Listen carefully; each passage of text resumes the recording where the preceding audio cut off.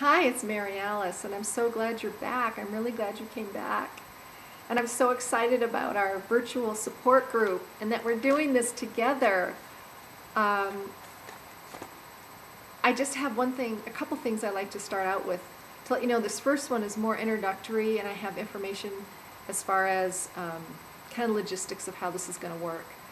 And also to let you know that I do not take the place of a therapist.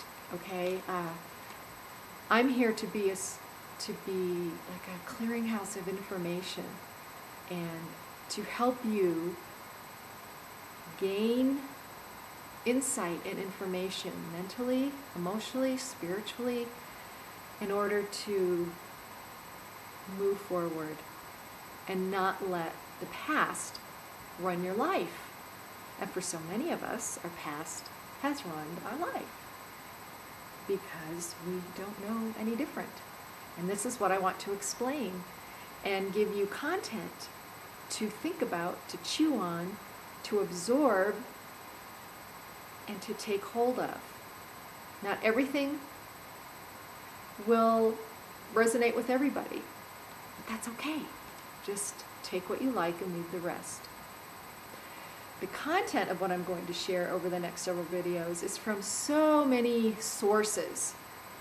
My life, books. I'm an avid reader for years and years and years. I've always had a love for human behavior and understanding it. Why do people do the things they do? Why did I do the things I did when I didn't want to? I have a degree in psychology, and I have an understudy in criminology, and studied violence in family.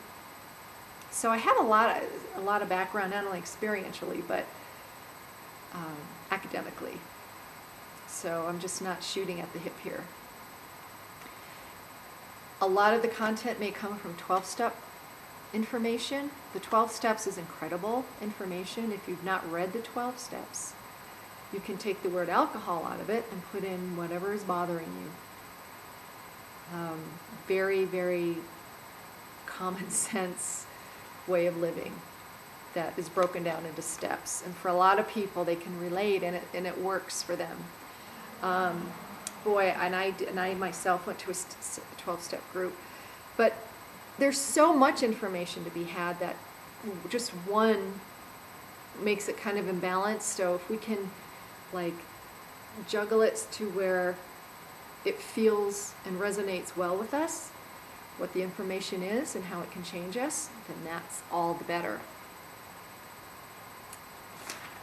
Okay, we're going to get going. I wrote this book called Healing Heart several years ago, support group.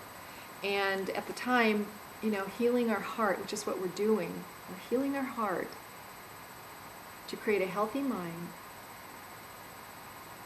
to create an aim in us that shoots up to match our outward goals. So we're healing our hearts to create a healthy mind, to have our aim on the inside shoot up so our goals on the outside can go to the moon if we want. I just wanted to give you that visual. I hope it's not corny.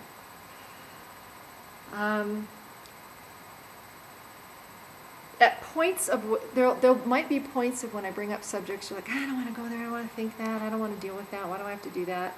I'm not going to force you to do anything. Nobody's forcing you to do anything. But if you could push yourself a little, be very teachable and open, which is what I desire for everybody.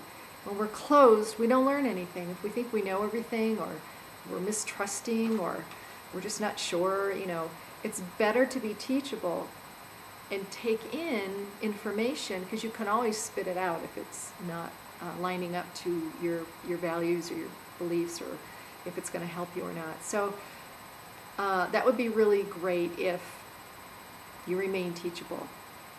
Okay? So at points at which I ask you to write some things down or take time to answer some questions, and you might not feel like, that's so icky. I'm just going to have to trust you to trust yourself, and to be very open and honest with yourself because otherwise there's no sense doing any of this. But just be open with yourself, be very, very teachable, and you'll be surprised what seeds get planted and then start growing in positive ways.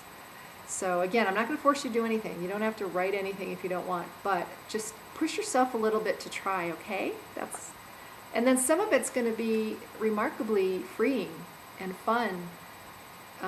So doing this virtually is a little bit different. And you're going to see me more relaxed and goofy, and maybe I'll mix words or mumble, I don't know. But just bear with me, if you will.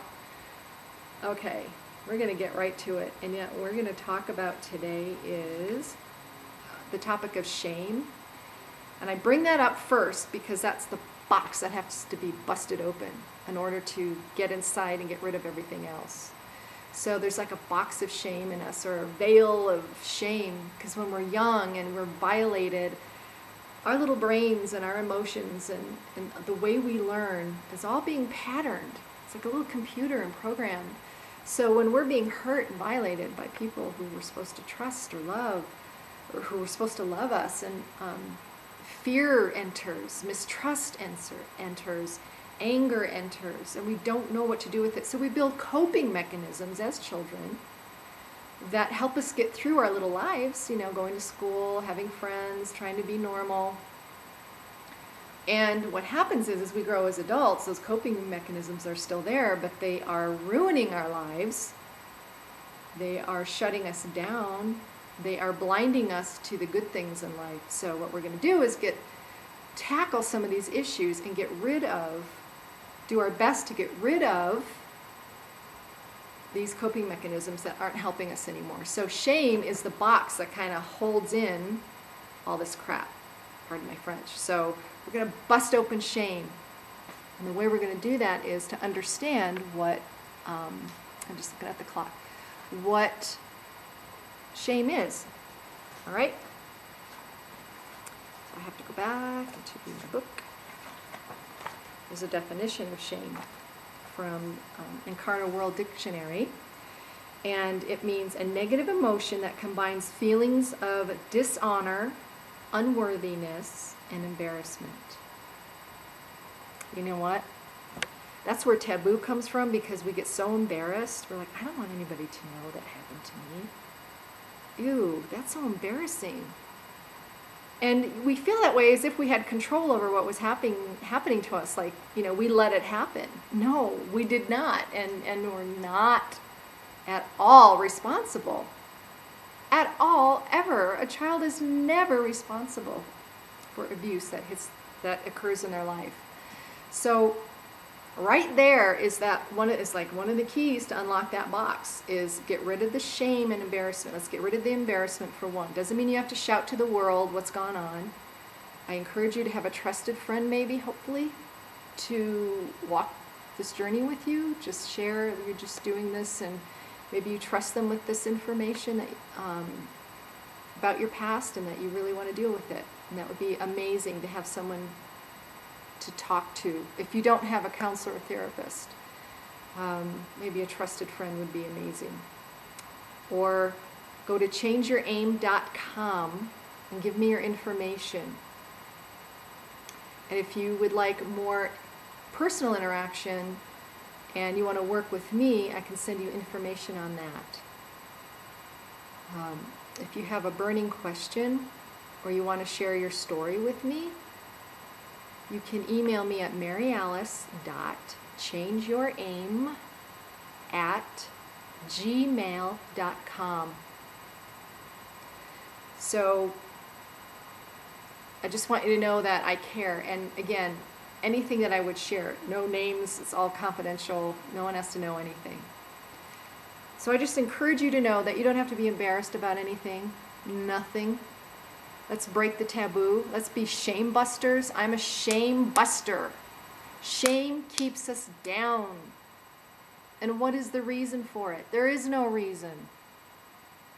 It was put on us, and we didn't want it on us, but it was placed on us and kind of locked in, and then we behave in ways or have lives that are dysfunctional or relationships that are hurtful or you name it. But if we create our own lives, let's take responsibility. Let's take a hold of those things that are messing us up. And this is one of them. This is a big issue. So let's like just get rid of the shame for now. And the way we're going to do that, or at least I'm going to plant the seed, is I want you to have your journal or a notebook, and I want you to write down some of these words. And there are some other words that are associated with the word, with shame. So let's bust it wide open. And we're going to do it this way. Write down dishonor, unworthiness, embarrassment, disgrace, dishonor, and humiliation. So what your little homework is going to be on this subject is I want you to look at those words, see if any of them resonate within you, and how any of those words, like even embarrassment, like, yes, I have been embarrassed about talking about this. I don't want to deal with this. Oh, that happened a long time ago. It doesn't bother me anymore. Oh, really? Yeah, it does. You just don't know it. It bothers all of us. I mean, that's just normal. You cannot have it not bother you. You can pretend it doesn't bother you. We can be in denial about it. That's a choice we make. But I see that you're here and you're making a choice of wanting to move past it. And I applaud you. Hooray! Let's do this together. So this is your little homework for now. I say little. It's not that little because I know it can resonate and it can be hurtful. But what I want to do is, check the clock again. Okay. What I want for you to do is to associate some of these words with how it has affected your behavior in life. Have you gotten real, defensive? That's a coping mechanism. So maybe you've gotten very defensive, or maybe you deal with anger issues. Maybe, when you feel embarrassed or humiliated or whatever, it causes you to react a certain way, or to hide, or to be very shy, or to be more giving than is healthy to give, because you're wearing yourself out giving in order to want to be accepted and loved. There's a real balance in living. There's a real balance in being a being of the human being part of us. And just the fact that I said that, let that seed plant a little bit, and we'll touch on that later. I thank you again for being here. And again, I'm excited about our first virtual support group. If this were live, we'd go on a little more and we'd have sharing and interaction.